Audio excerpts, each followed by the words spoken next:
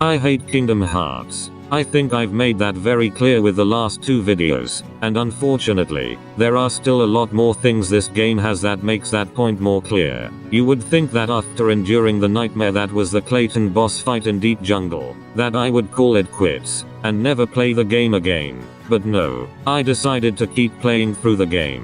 Why? Because I'm an idiot. Now, I will be going out of chronological order during this first half, as this happened while I was still in the middle of playing through Deep Jungle, so just bear with me. After failing my 9 millionth attempt at beating Clayton, I suddenly remembered, oh yeah, there's a 4th world that I haven't explored yet. Let's take a break from Deep Jungle, and check out this other world. I figured this would be a good thing, since God only knows what would happen if I had to sit through this fucking cutscene one more time. Okay, so I exit Deep Jungle, select this new world, play through the pointless gummy shit minigame. You get the gist of it. Eventually, we arrive at the 3rd Disney movie to be permanently ruined for me, Hercules. Again, I've never seen this movie, so forgive me if I get any details wrong.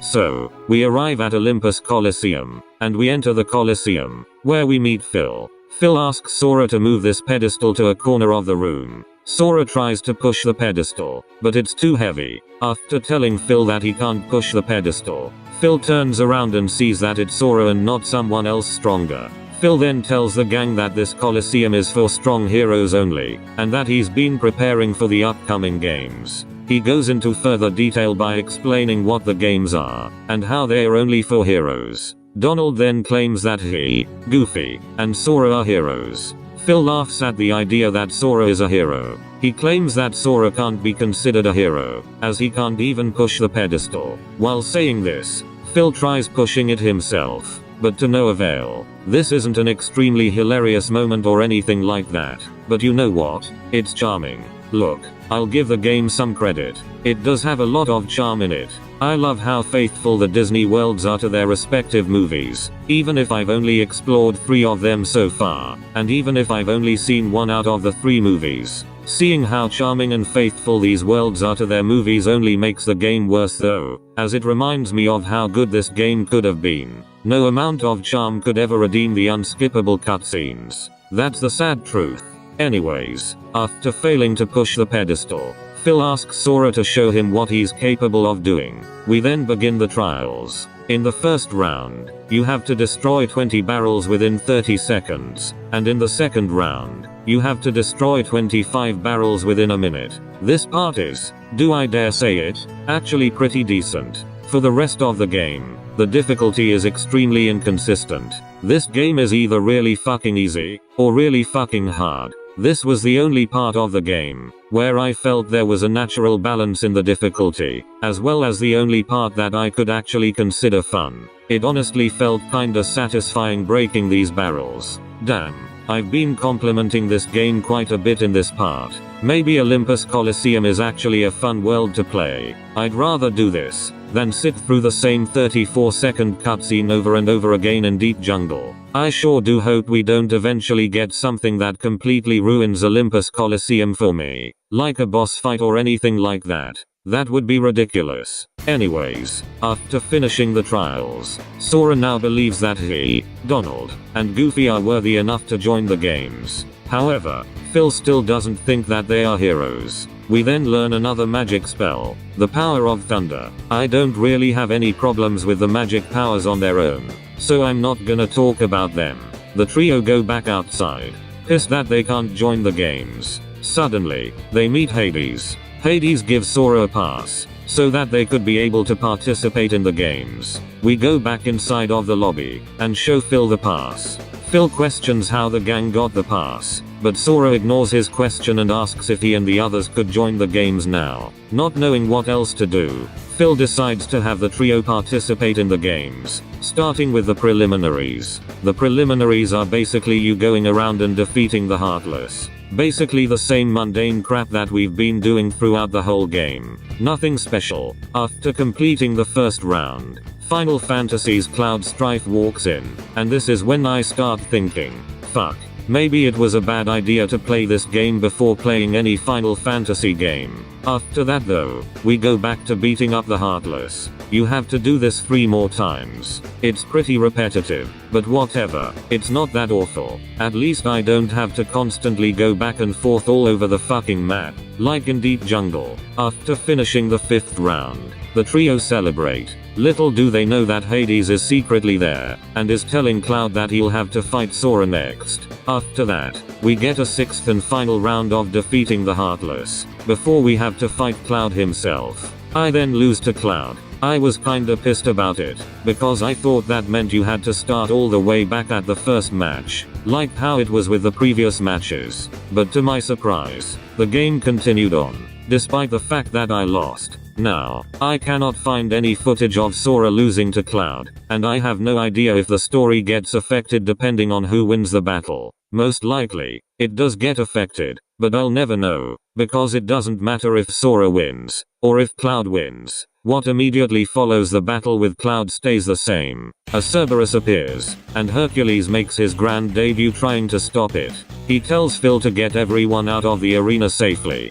Phil brings the trio back into the lobby, and tells them about the Cerberus. After that, Sora goes back into the arena, and you are given an option to fight the Cerberus, or stay in the lobby. If you select I'm not afraid, you go outside to the arena, and this is the exact moment Olympus Coliseum ends up becoming just like the rest of the game. Complete fucking bullshit. Hercules is carrying an unconscious Cloud, while backed up against a wall with the Cerberus in front of him, meaning he has no way to escape. The trio then get the Cerberus's attention, allowing Hercules to escape with Cloud. The boss fight with the Cerberus then begins. I swear to God, you have no idea how many times I died on this boss. Why does this game hate me so much? The whole reason I came to Olympus Coliseum in the first place was to get away from the bullshit Clayton boss fight in Deep Jungle, and make progress on the game somewhere else. And now the game decides to throw me this nonsense? Well, I'm fucking speechless. Keep in mind as well, that this is one of the first 2 worlds that you could choose to check out, once you initially leave Traverse Town, alongside Wonderland. Are you fucking kidding me? The first 2 Disney worlds that the game allows you to check out is a world that is confusing as hell to navigate through, and a world that has an impossible boss fight not long after I initially enter the world. Shouldn't the first 2 Disney worlds I explore be much easier to play through? Why would they start me off with 2 extremely hard worlds? I swear, the difficulty for this game is so fucked up, it's not even funny. Oh yeah, I almost forgot. Take a wild guess what happens every time I die and try to fight the Cerberus again? That's right, you gotta sit through the cutscene that precedes the boss, and no matter how many times you mash that X button, you cannot skip the cutscene.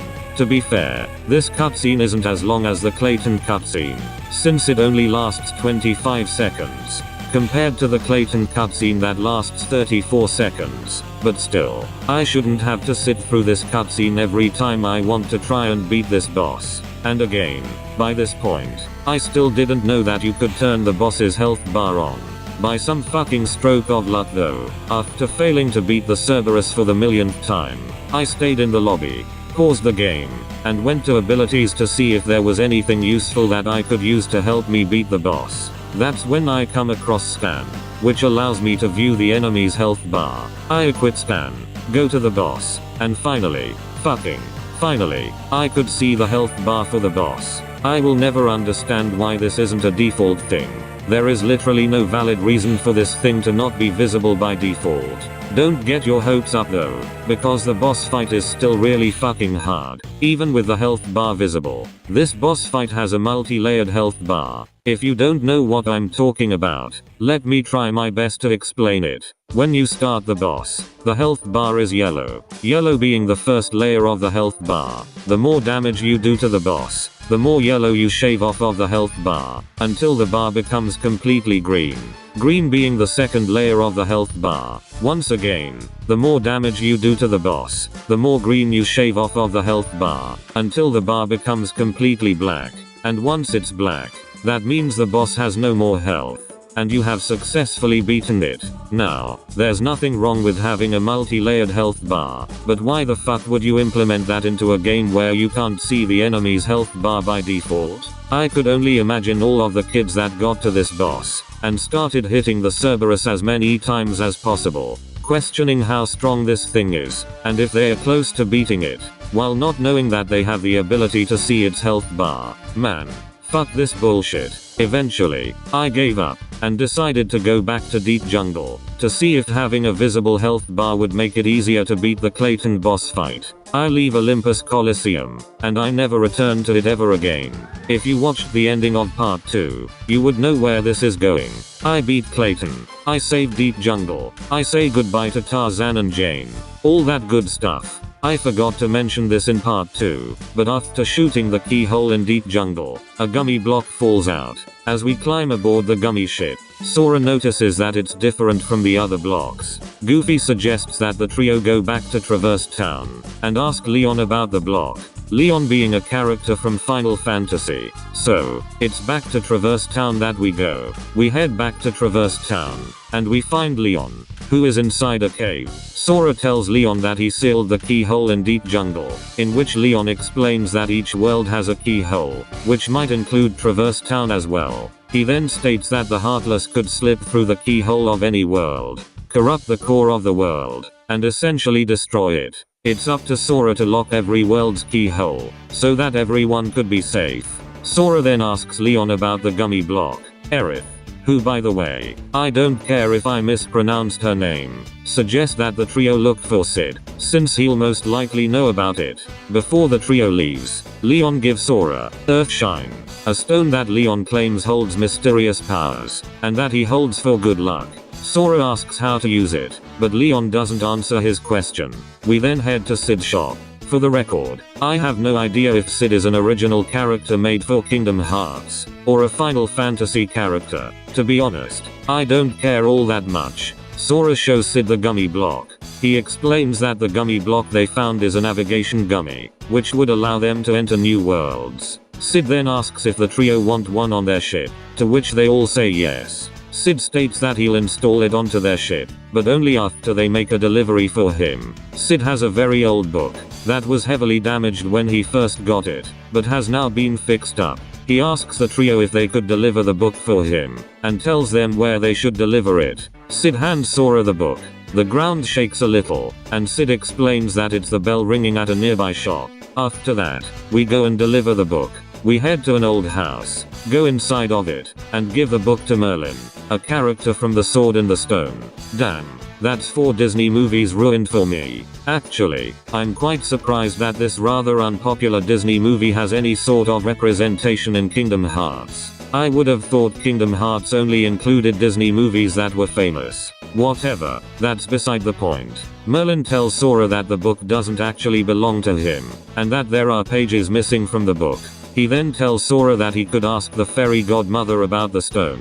The fairy godmother, of course, being from Cinderella. Damn, a 2-in-1 combo. We now have 5 Disney movies ruined for me. Only 55 more to go. Anyways, the fairy godmother explains that the stone is a summon gem, which is basically various Disney characters that I could summon for a few seconds. For the record, the summon gem that I obtained is Simba, from The Lion King.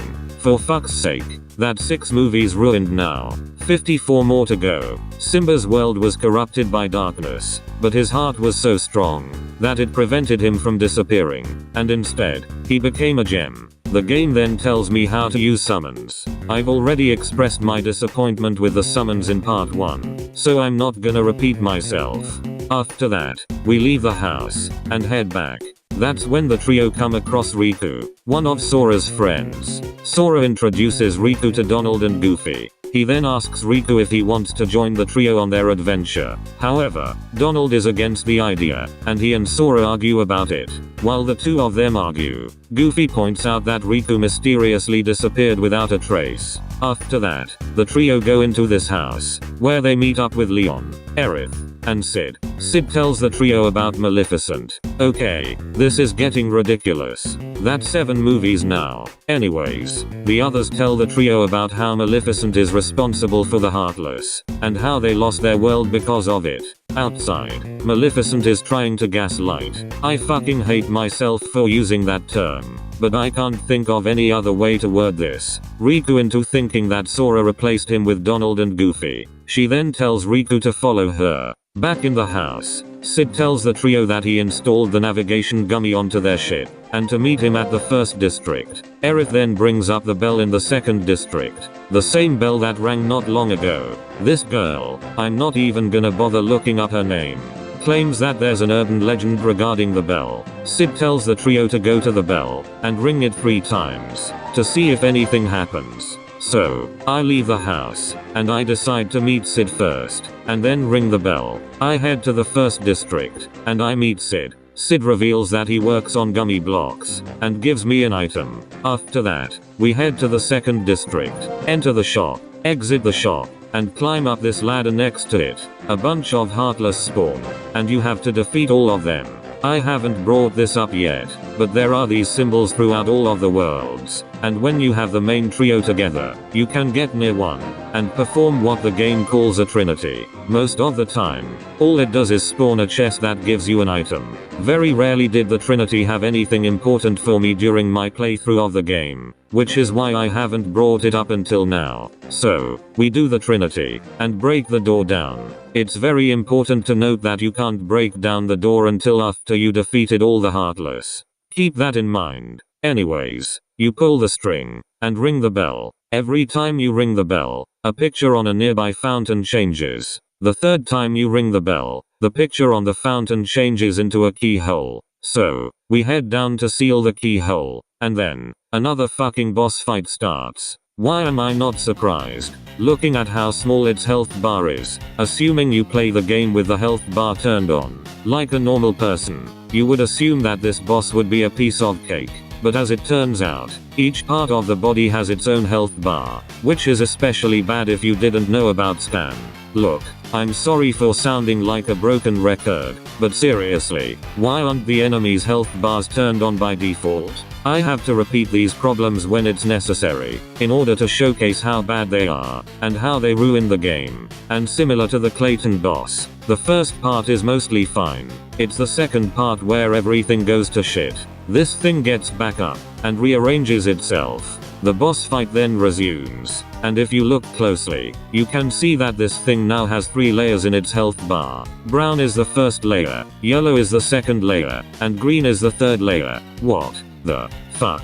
This is fucking impossible. Also, guess what happens when you die? You would assume there would be an unskippable cutscene, like with Clayton and the Cerberus. But no, what happens when you die on this boss is arguably worse than when you die during the Clayton and Cerberus bosses. When you die, you have to ring the fucking bell 3 times again, but not before beating up the Heartless again, since the Trinity doesn't work until after you have defeated the Heartless. Like with the Cerberus, I didn't even bother to beat this thing.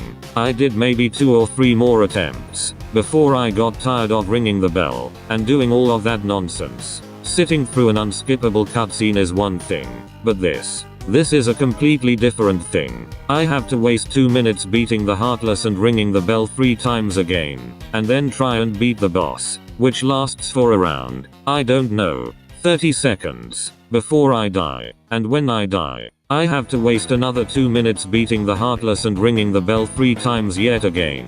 Why can't it go like this? If I die on a boss, and I select try again, I immediately start at the boss. You know, like a normal fucking game. Why does this game have to punish you, and force you to do all this bullshit, or sit through an unskippable cutscene, before you can finally get to the boss? Okay, I have reached my breaking point. Usually, I'm perfectly fine with other people's opinions and whatnot. I usually respect opinions. but I have no fucking clue how anyone could ever like this game. There are a lot of Kingdom Hearts reviews all over YouTube, almost all of which I imagine are positive, and I must wonder if any of these reviews bring up at least one of the flaws that I've discussed throughout this whole series. Because there's simply no fucking way these people are 100% okay with any of the flaws that I have brought up. How could anyone like this game? It's so slow and boring. The only instance where the game is mildly fun is a mini game where you fucking destroy barrels. That's it. How is this not considered one of the worst video games ever made? How is this not considered on par with games like Superman 64 or Sonic 06? I don't get it. I really fucking don't. Oh yeah, remember how at the beginning of part 2, I talked about that small animation that plays while you try to heal yourself, and how it could potentially screw you over while you're in the middle of a battle? Well, I finally have footage of that happening. So, if you doubted me then, now you have no choice but to 100% believe me. I couldn't do this shit anymore. I was stuck between two boss fights that were unnecessarily difficult, not because of the bosses themselves, but because of the shit that precedes them. I never beat this boss, and I never will. Okay, you would think this would be the point where I decided to stop playing this game, but no. I remembered that I had that navigation gummy, so I exited Traverse Town, and decided to check out this mysterious portal on the map. At least I think that's what happened, and that's what the navigation gummy did. Who fucking cares at this point? Okay, I'm just gonna get this out of the way. Most of you are probably wondering why I kept playing this game, despite it being super obvious that I hate it with a passion. Well, as I stated in part 1, I still had hope that this game would eventually get good. That's the most important thing that you should all know. I went into this game expecting a masterpiece, and what I got instead was a frustrating game that doesn't deserve any of the praise that it gets. Just so you know, I have never played any infamous bad game before in my life, with one exception, but if I ever played any of these games, I would play them while knowing that they're shit. If I ever played ET for the Atari 2600, I would play it with the knowledge that it's bad. If I ever played Superman 64, I would play it with the knowledge that it's bad. If I ever played the Zelda CDI trilogy, I would play them with the knowledge that they're bad. For the record, the only infamous bad video game that I've ever played is Sonic 06, and once again, I went into Sonic 06 knowing that it was a bad game. That's what makes Kingdom Hearts different. I initially thought that the only problem I would have with this game was that the storyline would be hard to understand. I was not prepared whatsoever for the gummy ship mini games, or the unskippable cutscenes, or anything like that. Nobody warned me about any of that shit. That's all that I will say for now though. In part 4, we will explore this portal, and see what lies inside of it. Spoiler alert, it's more garbage. Until then, thank you all for watching this video, and I will see you all in the next video. Goodbye.